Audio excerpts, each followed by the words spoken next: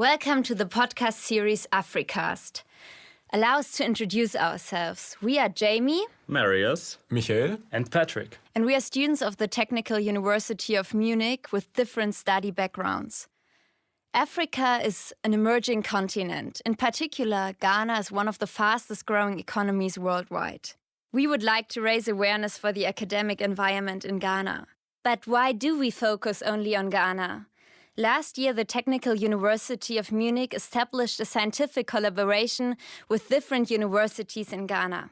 We have the impression that there's a lot of potential for more people to learn about this. So we hope that this podcast sparks your personal interest and that you share it with your friends and family if you liked it. And now, enjoy. Hi, Jemima. Thank you for being here today and talking to me about yourself and Ghana. Thanks for having me, Jaimee. It's a pleasure. So, first of all, I would like to ask you if you can tell me a little bit about yourself. Okay. I'm Jemima Yeboaa Ansu Gyau. That's my name. I'm 27 years of age. I was born in Kumasi, which is a city in Ghana. Is it a big city compared to other cities? Okay, I think it's the second largest city or recognized city in Ghana, apart from the capital, which is Accra. Okay, is it similar to Munich or? I think Munich is bigger than Kumasi. Yeah. Okay, and where is it located? Is it next to the ocean or in the middle of the country? I think it's in the a little mid of the Ghana map. Yeah. In the mid? Okay. Yeah. So what did you study actually? Okay, I had my junior high school and senior high school in Ghana. And I proceeded to Nkrumah University of Science and Technology. I studied telecommunication engineering. I later pursued to do my master's. So I came to University of Siena in Italy. In Italy? Yeah, okay. To pursue electronics and communication engineering. Mm-hmm. I came to Munich, to TUM, Technical University of Munich, as an exchange student to have a different experience in Europe and also pursue my thesis here. So I'm currently doing my master thesis in TUM. Yes. Okay. So was it the first time you came to Europe? Yes, that was the first time I actually traveled outside Ghana. Yes. Oh, wow. So how did you feel when you first came to Germany? Did you know anyone? Or? Actually, I had a friend who had already had exchange studies here, but when I was coming at that time, he was no more here. So he just gave me the guidelines. So the day that I arrived in Munich, I was alone throughout. No one showed me anything, but I was able to find my way. Okay. Yes. So you speak English perfectly, but do you know any German or not okay, at all? I never had a chance to study it officially because anytime I want to register, it's already full. I think that's a problem in TUM. I never got a place.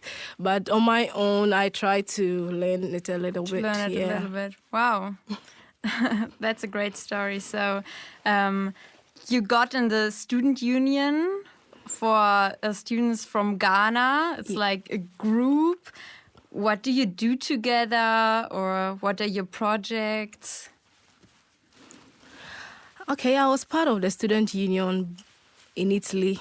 We had a lot of students from Ghana, so we came together to help each other so that when someone comes from Ghana, he will not find him or herself wandering. And it actually helped a lot of students because we used to find accommodation prior to their arrival so that once you arrive, we can even meet you at the airport, take you to our university, to your room, and it made them feel at home. So when I arrived in Munich, I met a couple of people from Ghana, and we came up with the idea that, okay, since I was involved in things like that in Italy, why don't I come on board and bring my ideas, and we form a student union here in Munich? Because I think they had one that existed before, but I think it collapsed along the way, and a lot of people completed school, and they were now workers, and issues related with students were so not their priority. We started to build it up again to help students here in Munich. Because even now, as we started, we have not even gotten in touch with a lot of students from Ghana, but I'm sure there exist other students from Ghana, so we are still trying to reach all of them. So are there only students of TUM or also of the LMU University in Munich? The idea was to reach all students from Ghana, so it's not only in TUM, LMU, other private universities in Munich, actually. And later, when we are much established, we will extend to Bavaria, so that, we can all be together. So you have some big future plans ahead. Okay, actually. Wow. You told me that you're going back to Ghana this year. So when you will finish your master, do you already have plans what you want to do when you return? Okay, I was a teaching assistant during my national service in Ghana. So I had this idea of lecturing in the university, and that was why I decided to be a teaching assistant. So with my master's degree, I'll start with it. I'll start lecturing at the private universities, let's say, as a beginning. Then later on, I'll pursue my PhD so that I can fully be recognized in the big universities as well. Like to follow the path of a scientific career. Yes, that is it. You just mentioned the national service. Could you just briefly explain it to me, because we don't have it in Germany? Okay, the national service is a one-year program that every student from the university has to pursue. You are assigned to institutions in Ghana, let's say offices, municipality offices and other places, for you to pursue 1 year of service to your country. And you are paid, at least you have some little incentive every month. And this is a platform for you to at least get used to the work life after school. Okay. So it's like a training ground for students from the university to have an experience. How is it to work? How you can manage your working life as well. So it's just a training ground, and it really helps students. Many actually decide to retain their positions and where the institutions they continue did. working? Yeah, exactly. And so it also grants them work. Start to study, or you do it before your studies, or in between the studies, or after school? When exactly? You do it after school. After graduation. Okay. Yeah. After graduation, I think you have a month or two to be at home. Then your posting comes in and you just go and start working. Okay. Yes. That's interesting. So you told me that you studied at the KNUST University in Kumasi in Ghana. The university is named after a famous politician from Ghana. Why is he so popular? And could you tell me a little bit about the history of Ghana? I think Ghana was formerly Gold Coast during the British colonial era. So later on, Kwame Nkrumah, who you mentioned his name now. I cannot spell it. You can. It's Kwame Nkrumah. Okay. Yes. Came on board with other people. I think there are other 5 prominent people. They formed a party and they came together to lead Ghana into independence. And that is why he's so popular in Ghana. Because he was the leader to freedom, exactly. Actually. Okay. So he's very popular. And I think he was our first prime minister and later the first president in Ghana. In Ghana. Yes. So do you still speak a lot about him, or? Yes, they speak a lot about him. And I think there's a day they call the Founders' Day in Ghana. It's that day they remember him and his works in Ghana. Yes. Is the colonial history one reason why you speak so good English? Like, is it one language in your country? Do you have other languages as well? English is the official language, which was inherited from our colonial masters. But we have several other languages in Ghana. I think over 100 different languages in Ghana. Wow. That are, depending on the ethnic group you belong to. But I think the widely spoken one is the Akan, which is the Twi. Okay. That's the widely spoken in Ghana now. So with your family, you speak Twi, and in the university, you speak English? Or how could I imagine it? In the university, you speak English. Okay. I think when you go to any office in Ghana, you can speak a local dialect, but I mean, official meetings are held in English. But I think when you are in your junior high school, you are allowed to learn one local language. I think there are some 11 languages that the government sponsors it to be taught in schools. Because, like I said, there are different languages and we can't learn every language in school. So it becomes really difficult, and the class comprises of different ethnic backgrounds. So they selected some few languages to be taught in school. So, I learned Asante Twi, which is my own dialect, when I was in junior high school. Okay. I think other people learn the Kuyapim Twi. There are other several languages that and in the taught. student union of Ghana in Munich, you speak English, right? Because they also have like different ethnic backgrounds, no? We speak Twi, actually. When we go for our meetings, we speak Twi. Because everybody, that's what I've said, is the largest or widely spoken language in Ghana. Everybody understands. Almost everybody understands Twi in Ghana. Almost. Okay. Not everybody, almost everybody understands Twi. If the person can't even speak it, he can understand it. Yeah. Okay. I have another question concerning the flag of Ghana. Could you tell me a little bit how it looks like and what does it mean to you, to your country, to your history? Okay, the flag of Ghana comprises of 3 colors. We have the red and the yellow and green. And we have a 5-pointed star in the middle of the yellow. The red signifies the blood that was shed by our ancestors for our freedom.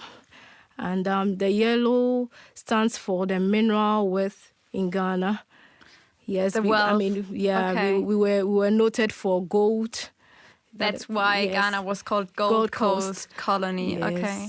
And the green stood for the forest. We had this nice nature like forest in Ghana. The green kind of environment, yes. Was it similar to Germany or different? I think it's similar to Germany, but now Ghana doesn't look like that anymore because most of the lands are being used for buildings and so. For cities? Yeah, for cities and other things. So okay, it has lost that. It's not a green landscape anymore. Yes. Okay, that's interesting. So I have some more questions concerning the study life in Ghana.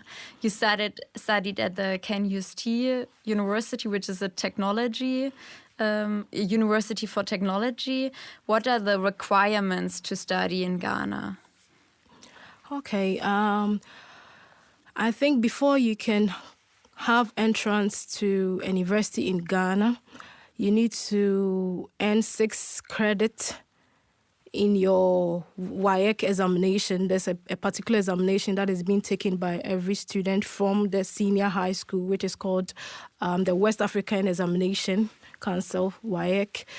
You need to get 6 credit passes before you can get access into the university. So the first thing is, before you get into the university, you should know your career path. And the career path is already defined in a way by the subjects you study in your senior high school. Already in school? Already in school. So you have to know what you want to work later? Yes. Wow, that's early. Because in the senior high school, we have the business. We have a course called business. We have general arts. And we have the sciences, the general science. So when I do general science, I know anything related with science, engineering, medicine, I can go to that area. And we have the general arts. The general arts people can do anything related to government, HR and all those things. Okay. Yes, So and the business is you've already specialized, but you just need to know your career path, exactly what you want to do. So before you can get access into the university, you need to pass your 3 core subjects. I mean, we have mathematics, English, and one science subject, apart from your electives that actually directs you to the path that you're supposed to be. Okay. Yes, that is mainly. So how many school graduates decide to study or have the chance to study? For now, I think education in Ghana has improved a lot, and a lot of people get access to the universities. Okay. Those that don't get access to the universities retire to other training schools or institutions, more practical institutions. We had the polytechnics, which are now turned to universities, but they were noted for technical education, so that those who didn't get the access to the universities can learn something more practical. Yes, and you can also get access to the nursing training. You are trained to be a nurse. So for that one, it doesn't depend on the subjects you studied in your senior high school. Anybody could get access to that. And you can also go for teacher training. You are being trained to be a teacher in school. So you have a lot of possibilities. Yes, you have a lot of possibilities for education now. Unless the less privileged that decide to do practical stuff, that's all. So what's the proportion of women in the university? Are there a lot of women, or are there less women because it's a university for technology? Is it similar to the Technical University in Munich or different? I think the population of men is higher to that of women in the university entirely. But when you go to the social sciences, you have a lot of ladies doing the social sciences. So it depends on the field. It depends on the field. But basically the women have access to study as well as... But in the field of engineering, we have few ladies doing engineering. That's similar. Very few. Because I remember in my class, we were only 10 ladies to about over 70 guys. So that is it. So one last question. What is the most positive aspect in Ghana at the KNUST study life compared to TUM? So what do you miss about the study life in Ghana, and what did you not like there? Okay, I think when you consider KNUST, it was more centralized in a way that students stay closer to campus. In your first year, you are allowed to stay on campus. And so everything is like, there. Yes, you are in an enclosed area. And so you get access to things very easily, and you can easily socialize, because all the halls of residence like we have here are on campus at the same place. So that's it was kind of centralized. That's different in Munich, where people stay at different places. And yes, that's one thing. And as you know, Ghana is noted for Christianity.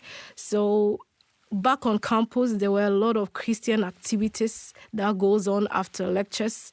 There's always a day that there's a meeting of an organization. Like meetings or festivities? Or prayer meetings, Bible studies.